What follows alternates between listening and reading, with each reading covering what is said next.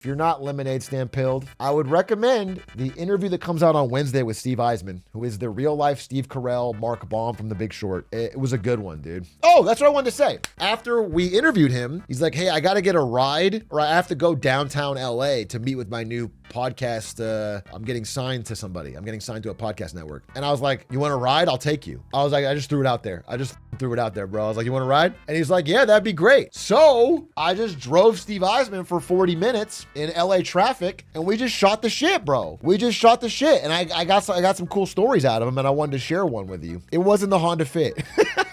It wasn't my beat up chunk ass Honda Fit. In fact, he tried to get in the passenger door and there was a basketball on the seat, gym shorts on the floor, 2 dirty basketball socks, shoes, and like a leftover tea.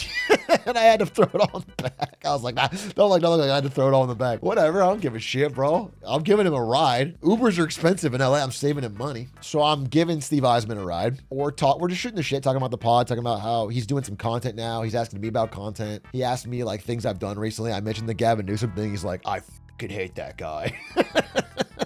Look, Steve Eisman's probably like a center-right Wall Street Republican guy. I'll just being real. He's very funny and has very good insight on financials, but he's like a center-right Republican guy. He doesn't like Trump either, though. So we're not talking politics. We're talking about politics for a little bit, but we talk about stocks, because that's his expertise. So we're talking about stocks, and I was like, hey, man, do you know why United Healthcare has done so poorly? Because, like, we obviously know that the CEO got shot by Luigi Mangione, but, like, realistically, why is this stock just crumbling? Like, this does not line up with the assassination. Like, it was fine, and then suddenly it was like, bam. He had a great answer, and I wanted to sort of break it down for you. So it turns out it really has very little to do with Luigi Mangione. So if you're a Luigi Mangione guy, unfortunately, this will not be your answer. But because it turns out that guy wasn't even, he was a head of a division of UNH, not even the whole thing. And it is allegedly, I guess. Innocent until proven guilty in this country. Luigi could have been Mario. The truth is, in America, a lot of money in healthcare is made by charging the government, of course, for things like Medicare. If you set up a clinic that primarily serves old people, they don't come in and pay you any money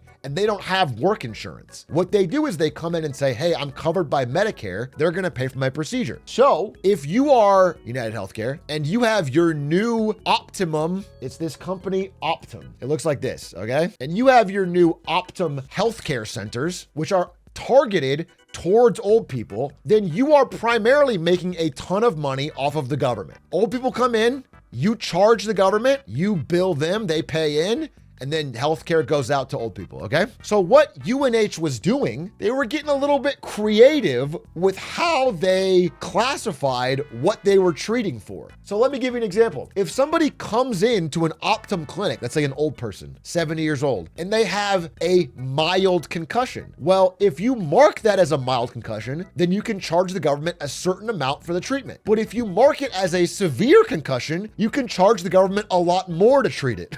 It's called aggressive coding. You can be very aggressive with how you classify the diseases you're treated or the treatment you're giving in order to charge the government more to pay for this person's healthcare. So it turns out all healthcare in America falls on a spectrum of how aggressive they are with the coding of what they're doing. That's how we would describe it. UNH was like the most extremely aggressive of all.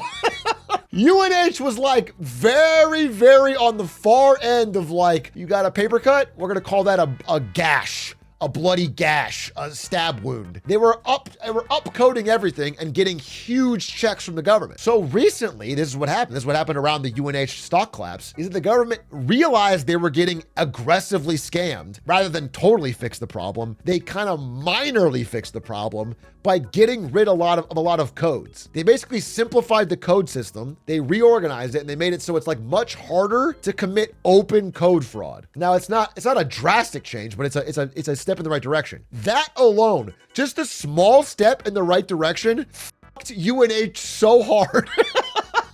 Their earnings took a massive hit because they could no longer do these insane overcharges, and so that hit their stock. But then he told me this, another step behind the scenes. When they realized they could no longer charge the government insane amounts, they wanted to hide how bad that was from Wall Street. They didn't want to report lower earnings. So to keep their cash flow up, to keep the dollars high, and to not have a change, they were selling off parts of their business to private equity and reporting those sales as income.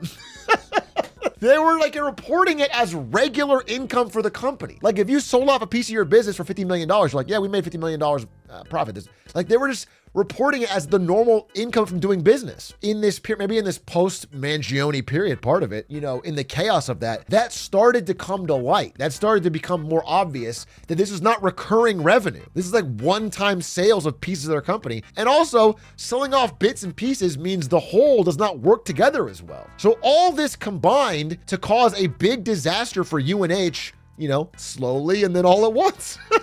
Like all these problems compounded. I mean, that answer that he gave me in this 40-minute car ride is a much better explanation than anything I've ever heard for why their stock has done so poorly so quickly. I was very, very impressed with the way he summed it up. And so shout out to Steve Eisman. That's the takeaway that I got. Actually, the broader point, I don't want to spoil what I said in the podcast, but there's a lot of stuff that seems borderline illegal that's happening right now. There's stuff with so many loans in this country feel borderline illegal. And if they were properly investigated and checked on, I think they would be against regulation, but nobody cares. There's no consequences. So I think some of it's stupidity and some of it's like a lack of consequences. Like the SEC has openly said they're not going after a lot of stuff. They just don't care anymore. And also the rules are being changed. So things that used to be illegal are now legal because the rules are being changed to make them legal. Things around crypto, like there's so much crypto stuff that would be openly illegal that has now been made legal under the new crypto czar David Sachs. You see Jared Kushner bought EA. That's not technically true. I don't know. Are you getting your sources from TikTok? Jared Kushner did not roll up with a blank check and buy EA. Jared Kushner was part of a consortium of many different investment groups that are helping take EA private. It's a little bit low-key, not fact-based reporting. He's gonna ruin Assassin's Creed. Jared Kushner is buying EA. He's not doing that, by the way. Is investing in EA, take it private, in order to ruin the Assassin's Creed franchise, which many fans would say is already ruined. It's already slop. And you're worried that also it's Ubisoft. It's not even an EA franchise, bro. What if Jared Kushner is finding this out right now, same time as me, though? What if Jared Kushner is like checking the games? He's like, wait a minute, where's Assassin's Creed? I just put $50 billion on this. It's honestly not that interesting of a story. EA is going private at a $50 billion valuation to get off the public markets and will be more under the control of the Saudi gaming investment fund, which is putting a lot of money. But there's a big group of investors that are taking pieces of this. There are many different ways you could predict this to go. I don't think anyone knows how it's going to be because it depends on how hands-on the new leadership is. I think more realistically, they're going to have a hard time making their money back, but they probably don't care. It's again, more of like trying to wash the oil money into any business they can to try and diversify incomes, I think is the idea. I don't think you're going to see much change from EA. I'll be honest with you. You know, normally a company would go private because they want to be able to focus on things that are more long-term, to be less responsive to public market pressures. You know, they don't have to hit their quarterly numbers. They don't have to worry about what Wall Street thinks. But realistically, it's just a money-making vehicle. You know, no one's putting out Madden Ultimate Team because they have a real passion for it. It's not like they're going to go back to the true raw and real Madden. Do you know what I'm saying? It's a money vehicle. I think if you didn't hear this news story, you would not notice a difference in EA output. That's my honest guess, but we'll see. EA should be focused on making good games, not good earnings, right? Because the whole point is to make Saudis look good. That's not the whole point, bro. When you spend $50 billion, you got to make your money back. Just high key. That's just what you got to do. So I predict that it's just going to be the same type of shit. They're going to make more games that have heavy monetization features. Yeah, so good games. Well, it depends on your definition of good game. If you measure it by amount of money it makes, then Madden and FC Club are incredible games. If you measure it by, the heart and talent of a developer, those probably are not the best games. I have a friend who was the lead on a video game called Dawngate. I don't know if any of you are real diehard MOBA heads, but there was this game and it was the number 3 MOBA in the world behind League of Legends and Dota in terms of active player base. It was fairly successful. It was doing decently well. And the lead of this team gets called into the CEO's office. The CEO looks like this. This is the CEO. He looks like a cyborg. He has the most piercing cyborg stare I've ever seen a man have. And this guy tells the lead on Dawngate, he says, hey, how much do you think Madden Ultimate Team makes us a year? And the guy was like, I don't know. And he goes, it's like $1 billion. And then he's like, how much do you think FIFA Ultimate Team makes us a year? And the guy's like, I don't know, sir. And he's like, yeah, $1.2 billion, something like that. And he said, those are the number one in their respective categories. And he's like, Dawngate, you guys are doing really well. You're profitable, but at EA, we don't do number 3. And then he didn't fire him, but he canceled Dawngate. Right in that room, right in the meeting. He canceled Dawngate. And this is a story directly from the guy who ran Dawngate. He told me this at dinner, and I was like, damn, that's crazy. EA has definitely been very focused on the money for a very long time now. I don't think there's going to be a drastic change just because the Saudis are involved.